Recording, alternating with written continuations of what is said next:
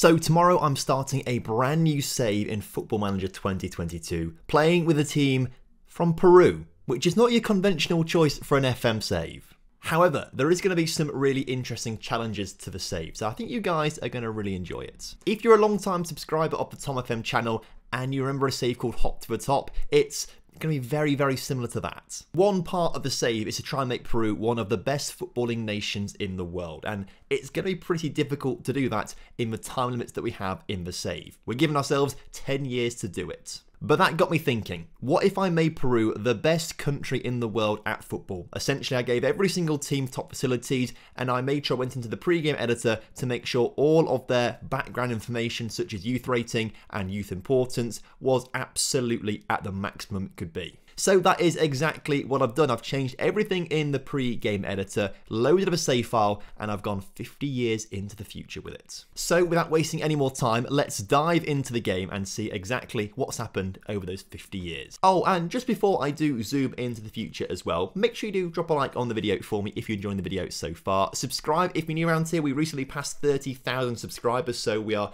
well on our way now to 40,000 subscribers. So join us on our route to 40,000, and make sure you do leave a comment down below letting me know what other experiments you want to see on the channel, but also if you think Peru are going to win a World Cup in today's video. So we'll actually start right at the start, back in 2021 when this save file is loaded up, and actually Peru are not that bad to begin with, 27th in world rankings.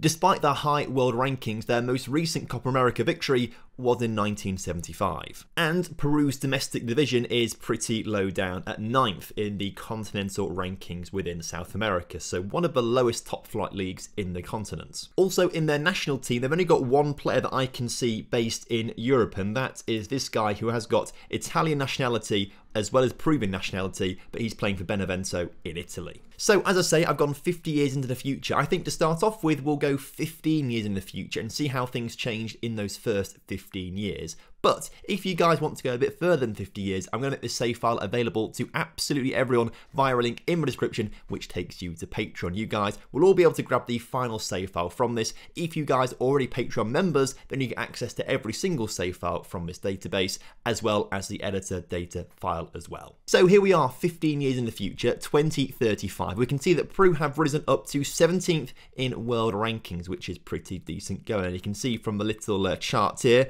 it's quite a steep rise, to be fair. Very, very quick, rising up from wherever they were all the way up into 17th place. So good going. Actually, they hit a high of 16th at 1.2. As you would expect, all their key players and vice captains and captains are now regens, and looks like we've got some pretty decent players on our hands. Let's first of all have a quick look at the team and see how they have evolved. And we'll start off with Sergio Franco, who's a left winger, and I tell you what, playing for Bayern Munich right now does look pretty decent. 17 crossing, 19 dribbling, 17 pace, 20 agility, 20 balance, vision 17, 16 work rate, decisions are up at 16 too. He looks phenomenal. So does this make him the best player in the Peruvian team then? If we click into the Peru national team and we sort it by current ability, wow, there's some solid players in this team. We've got one player with 190 current ability, Sebastian Peña, who is a CDM, and wow,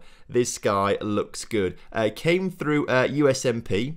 Interesting choice of a team. I wonder why I'm so interested in those guys. Before moving to Sassuolo, then Liverpool, and then Real Madrid. But there's not a weakness to this guy's game, unless you want to call long throws, free kick taking, and corners a weakness. Actually, to be fair, off the ball and aggression at 1 and 10 is actually a little bit low. I'd like to see that a bit higher if I was going to make him a player in my team. But maybe I'm being nitpicky because everything else is amazing. So there's clearly some very talented players in this team that have come through very quickly. And obviously that's a result of giving all of these clubs in the Peruvian league fantastic youth facilities to generate these good players, fantastic training facilities to develop these players even further, and of course the youth rating of 200 out of 200 has certainly helped. What about in terms of potential ability though? Who's got the best potential? Wow. There's a guy here with 197 potential. The goalkeeper is 24 years old, which makes me think he's probably not going to reach that 197 right now. He might get to 180, 185, but 197, probably just off the charts a little bit. But he's been playing in Torino for a long time after coming through in Peru. And to be fair, there are no weaknesses to his game. Eccentricity all the way down at 2, that's absolutely perfect. Flair down at 2, absolutely perfect. Off the ball at 2 though, I'd imagine that should be a little bit better. Even for a goalkeeper, I'd like that to be better. But if that's the one weakness in his game, I think we can deal with it. Okay, so let's see some of their results so far then. If we look at their schedule for the past 15 years or so, going back to 2022, starting with the World Cup, which they failed to qualify for. They lost to Iran in playoffs there on penalties as well, so they didn't qualify for the World Cup. But what about the Copa America? Couldn't get out of the group stage in 2024, which is understandable, I suppose. At this point, all these great players had not really come in and kicked into the team. If we go to the 2026 World Cup, they hadn't qualified for it. It's obviously very difficult to get out of South American qualifying. If we go up to the 2025 qualifiers, I mean, it's Ecuador and Chile that are beating them. So at this point, still not the great players coming through. By 2028, they are still not able to get out the Copa America group stage and into the knockout stages. But they are having some better friendly results, I believe. 2030... okay, they finally qualified for a World Cup and got knocked out in the 3rd round. Because, of course, the World Cup does expand in 2026, I believe it is. So that's why you get a 2nd and a 3rd round in there, and only 2 group stage games against Cameroon and Norway. So a pretty easy route through to the 3rd round, to be fair, before being comprehensively beaten by Italy. 2032 Copa America, they won it! That's why they're doing so well in world rankings right now. They won the Copa America. Fantastic. So by this point, a lot of these great players have come through and they were absolutely phenomenal. Lost 1 game in the group stage to Colombia, as you can see, but went on to beat them in the semi-finals and then beat Argentina in the final. Congratulations to them. It was actually played in Chile, this Copa America as well. I nearly said it was actually Peru, because the stadium's called Monumental, and there's quite a few stadiums in Lima in Peru called Monumental and stuff like that. But no, this one played in Chile. So congratulations to Peru. Fantastic work for them there. What about the 2034 World Cup? Well, after their success in South America 2 years previously, they lost in the 2nd round to Chile. So a little bit disappointing. I'm pretty excited about what we've seen though. Like, already success in winning the Copa America, which makes me think I'd love to get the Peru job in the save that we're doing in Peru. And I reckon with some good tactics and everything, a Copa America could be on the cards there if I got the national team job, which I can't promise because I'm not in control, but I think I will give myself Peru as a 2nd nationality to make sure I'm more likely to be the manager of Peru. And just a quick look at the continental rankings for leagues. Well, Brazil is still number 1, but Peruvians League 1 has moved up to 6th, which is pretty decent, overtaken Uruguay and Paraguay there, as you can see, which is fantastic. Just needs to go a little bit further to get themselves into the top 3. So I reckon we go another 15 years in the future and see if things improved. Oh my word, we're back. And Peru is 2nd in world rankings, and by looks of things, in the top right corner, they got to 1st very, very briefly. Does this mean they've won a World Cup? Because this would be incredible if this was the case. Again, let's have a look through some of their players to start off with. The senior squad of the national team, sorted by current ability, and there are some insane players in there and some insane potentials too. The best player in terms of current ability hit his 190 potential ability, as you can see, and it's this guy, Eduardo Gonzalez Vigil, and he's a centre mid but can also play on the wing as well, although with crossing and dribbling of 12 and 14, and I'd maybe not play him as a winger, but as a centre mid, I think he'd be an absolutely superb midfielder. Again, actually played in Peru for quite a lot of his career before moving to Porto and then went on to Real Madrid for the past 6 years of his career. But he looks like mentally one of the best players in the world. I'm surprised he's got 190 current ability because his technicals aren't anything superb. Like, you can see he's got some great strength to his game, but there are some certain weaknesses to his game as well. So I guess he's more of a playmaker, isn't he? Because his tackling's quite low, can't be a box-to-boxer. He's got quite low finishing, so I guess he can't really be a CM on attack or something like that. Maybe it could be a Mazzala if he can get out wide as well. But he must have some absolutely insane hidden attributes.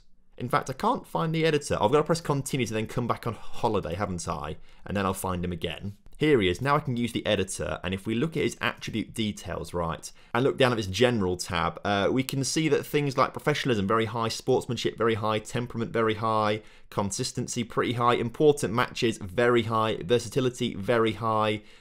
So maybe that's why he is so good. And also, I feel like he can play with both feet, if I can find the both feet button. Yeah, no, I haven't found that. Oh yes, down here, sorry. 12 on his left foot, 20 on his right foot. That will definitely add a bit to his current ability, I suppose. There is a player here, though, that did have 199 potential ability. 200 is the maximum, which is pretty impressive. Didn't quite, well, maybe he did reach it. Maybe he's on the decline just a little bit at 31 years old. But this guy is a centre-back, and at 5'9", a centre-back. He has been wasted at centre-back. Surely you'd play him a little bit further forward. I mean, if he was 6'3", 4", wow, this guy is the greatest centre-back that's ever lived, potentially. But he's 5'9". He's been wasted there. Play him as a CDM instead. He'd be more suited to that role, I feel. I mean, to be fair, Dortmund, Bayern Munich and Real Madrid all said, yes, he'll be pretty good as a centre-back, and obviously has played at the highest level of football, but, if only he was a bit taller. So, let's find out. Did Peru win a World Cup? Now, we'll start at 2036, as you can see here. The Copa America, they came fourth, losing to Colombia in the third, fourth place playoff. And then the 2038 World Cup just did not go well for them. They really do not play good World Cups, do they? Drew to Scotland, beat Jamaica, lost to Turkey. Not a great World Cup for them at all. The 2040 Copa America, things got pretty bad for them there, dropping down in the quarterfinals there to Chile. So a kind of a poor few years after winning their first Copa America. I guess the golden generation they had to start off with, you know, kind of retired. And I suppose they must have had a new one, because we've seen they are number 2 and were at least at one point number 1 in world rankings. If we go to a 2042 World Cup, nothing special here. I mean, losing to the Czech Republic in the second round. It's nothing spectacular. 2044, they win their second Copa America of this experiment, beating Argentina 2-1 in the final. In fact, didn't lose a single game in this calendar year, which is really impressive, and won every single game in the Copa America. So this must be when their golden generation comes through. If they've not won the World Cup in 2046, I will be incredibly surprised after only losing one game in the European South American Super Cup to Portugal in 2045. Okay, 2046 World Cup, it has to be a win, surely. And it is a win. Congratulations to Peru. This golden generation they have won them the World Cup. They beat, of all teams, Sweden in the final on penalties. I'd love to see how good that Sweden team was, to be fair. But this is fantastic. This is exactly what we wanted to see. We've won the World Cup with Peru. We've made them the best team in the world. But can they stay at number 1 in the world? Well, this is what we're going to find out for the rest of this experiment. So that's fantastic to see. This Sweden national team, though, by the way, their current ability, if we sort it by current ability, is nowhere near. How? I mean, obviously it's 6 years on since then, so there maybe a generation of talents have gone away. But to not have a single player with over 150 current ability is very surprising. So Patreon members, you get access to all of these save files, drop into the 2045 one and have a look, see how good that Sweden team was. 2048, they lost a Copa America final. You hate to see it. Very, very close there, losing 3-0 to Argentina in the final. So quite a comprehensive defeat there, but pretty unlucky for them. And then the 2050 World Cup is still to be played. Still to be played. So we'll find out next time if they won it. Rather frustratingly though, the Peruvian domestic league has dropped down to 8th in competition reputation rankings. So although they are developing these great talents, the Peruvian clubs cannot keep the players and they are leaving for Europe, other South American leagues, and Peru, they can't get to number 1 spot, which is interesting. Okay, let's finish off the 50 years by going another 20 years into the future to 2070. And here we are in 2070 with Peru ranked 6th in the world. So they have dropped off a little bit. They were as high as 3rd, so you never know. There could have been a World Cup final in there at some point, but they have recently dropped down to 6th place. Their key player is Jose Neira, and he looks very, very good. After starting his career off in Peru, went to the UAE, then Man City, and then Real Madrid. But as a left winger, does look very, very good, particularly that crossing, first touch, free kick taking, and pace. On nearly £500,000 a week as well, that's pretty impressive. Is he the best player in the Peruvian team? He is, but they've got no mega superstars. Gone are the days of the 190 current ability players. 176 is the best, and he is the best. So currently, there is no golden generation in Peru. It looks like they are maybe dropping off a little bit if we sort it by potential ability. I say that. There is a 19-year-old here with a perfect 200 potential ability. Okay. Currently still playing in Peru. If you carry on with this save file from the Patreon link, then you might want to keep an eye on this guy. So let's look through their results and fixtures through the years. 2052 Copa America quarterfinal, lost that one to Chile. In the 2054 World Cup, third round loss to Spain. Rather disappointing, that one, I must say. 2056 they won another Copa America. Fantastic stuff. Beating Brazil in the final. Excellent stuff. You love to see it. 2058 World Cup, lost the second round to England. Terrible stuff. You hate to see it. But the 2060 Copa America, another win, this time against Mexico on penalties. An interesting one. Beating Brazil on penalties in the semi-final as well. 2062 World Cup second round, lost to Spain. How do they go from the best team in South America 2 years ago to then absolutely terrible in the World Cup a couple of years later? It's not so good. Third in the Copa America in 2064 as well. So their world ranking is maintained by their stellar Copa America runs, essentially, because the World Cup runs are not helping them out whatsoever. Although they did get to a final and lost it to England in 2066. I feel like the game is programmed for England to always win it in 2066, 100 years on from when they first won it. I just feel like that is the case. It always seems to happen in these experiment videos, which is rather bizarre. 2068, third place in the Copa America, and the 2070 World Cup hasn't actually taken place yet, so there we go. So, you know what? I think we can be pretty impressed with what's happened in this experiment. 1 World Cup and 4 Copa Americas is pretty exciting, but here are some other things that they've won along the way. 1 Olympic Games in 2040, a FIFA Under-20 World Cup in 2061, some Under-17 tournaments in 2047, 2053, 2055 and 2061. That's pretty impressive. The Olympic Games, South American qualifying, that's not that important, is it? 2044. And they won the French Youth Invitational in 2048. The South American Games was won in 1990, so before we were involved. One thing that has really surprised me though, despite Peru being so good on the international level, they just haven't been able to do it domestically. 6th is the highest we've seen them ever get, and that feels disappointing. I mean, some of the clubs are right up there in terms of continental reputation, which is some of the best clubs in all of South America. Sporting Cristal are right up there.